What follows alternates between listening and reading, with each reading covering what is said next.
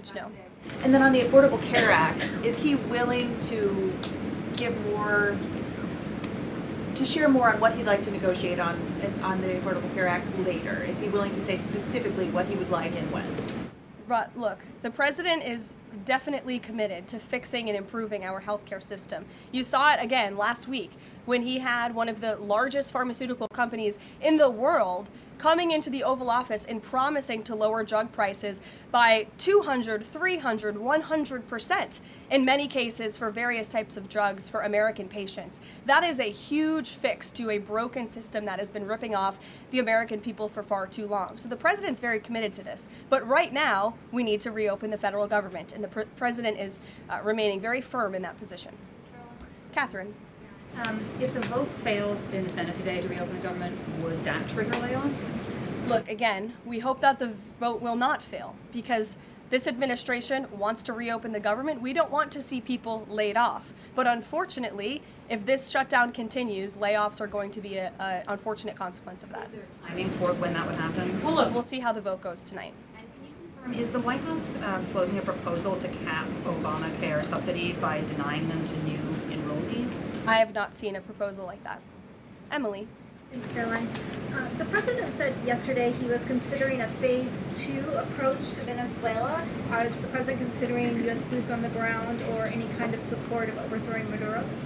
I won't get into any specific proposals that are being considered by the president and his national security team, but I think we've been pretty transparent and clear in the administration's view of the illegitimate Maduro regime, and the president has taken very unprecedented, tough action to end the illegal trafficking of illicit drugs into our country from Maduro's illegitimate regime. Caroline. Danny, go ahead. Thanks, Caroline. The French government has collapsed again for the fourth time in a year. And I was just wondering if there's any concern in the White House about the kind of ongoing political crisis there, and any thought about whether the President Trump's good friend, President Macron, should either call elections or even resign over that. Well, I can tell you the White House and the National Security Council are very much aware of this situation, but I think it would be imprudent of me to weigh in on French internal politics from the podium, so I will reserve comment on that. Behind you, yes.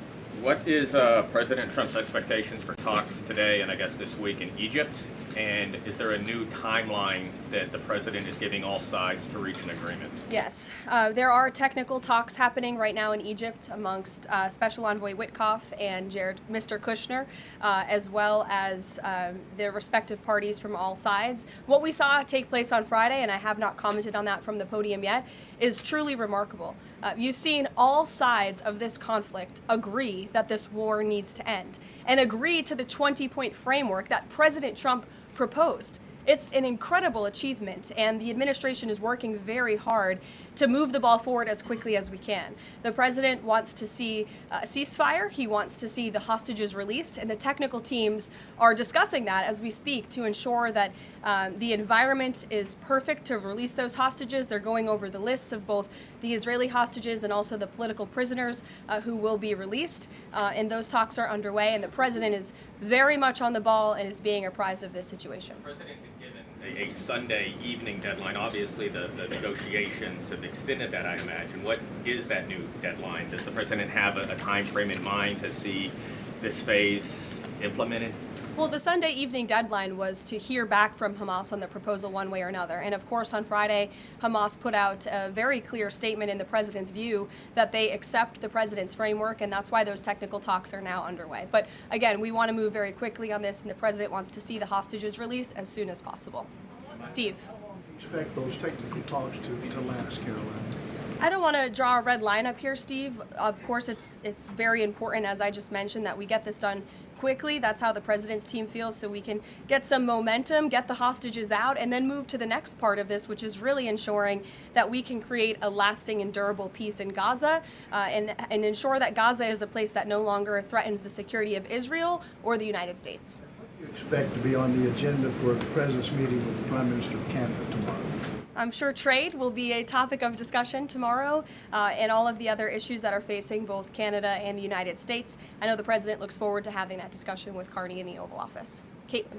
Thanks, Caroline. I have two questions. On the layoff of federal workers, potentially, the president said yesterday that Democrats will be to blame if federal workers lose their jobs. Historically, though, in past shutdowns, workers have been furloughed, but they have not been laid off en masse. So wouldn't that be the president's call to lay people off? As I've said repeatedly, Caitlin, this conversation about layoffs would not be happening right now if the Democrats did not vote to shut the government down. And as I also said last briefing as well, we are $37 trillion in debt, and the government is not receiving any cash. So someone has to look at the balance sheet and be good stewards of the American taxpayer dollar.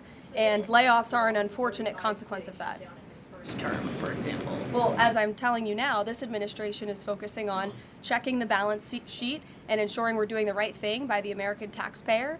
And again, these conversations about layoffs would not be happening in the White House today if not for the Democrat shutdown. And they have a choice to change that. They have another opportunity tonight to do the right thing to reopen the government. Joey. Judge Yeah, thanks, over the Caroline. weekend. Sorry, my second question. A federal judge over the weekend that the president had appointed to the bench in his first term in office basically argued that he could not deploy other states' National Guards to Portland. Basically said that it was untethered, his argument, to what is actually happening on the ground. Which local officials in Portland have said that the National Guard is needed there? With all due respect to that judge, I think her opinion is untethered in reality and in the law. The president is using his authority as Commander-in-Chief, U.S. Code 12406, which clearly states that the president has the right to call up the National Guard in cases where he deems it's appropriate.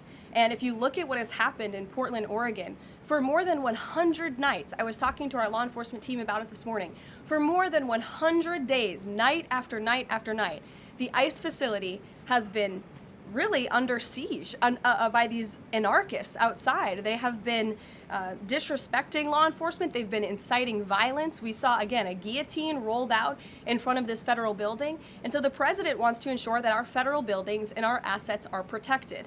And that's exactly what he's trying to do. And ultimately, in the case in Los Angeles, that judge ruled in the Ninth Circuit, that panel of judges ruled that those troops could remain and that the president was well within his authority to do so. So we are appealing that decision. As you know, we expect a hearing on it pretty quickly, and we're very confident in the president's legal authority to do this, and we're very confident we will win on the merits of the law. But no local officials that you can point to that have said we need the National Guard? Because I spoke to the police chief of Portland last week. He said that the president's claims just don't match up with what's happening on the ground. I would encourage you as a reporter to go on the ground and to take a look at it for yourself, because there's been many members of the press, not press in this room, but independent journalists, some of whom we'll be inviting to the White House very soon to share their stories, because they have been in the middle of these riots and they have witnessed the anarchy that is taking place night after night. It's on video. You should play it on your show. You have a great opportunity on prime time on CNN to show your audience. Yeah, but you're probably talking to partisan Democrat officials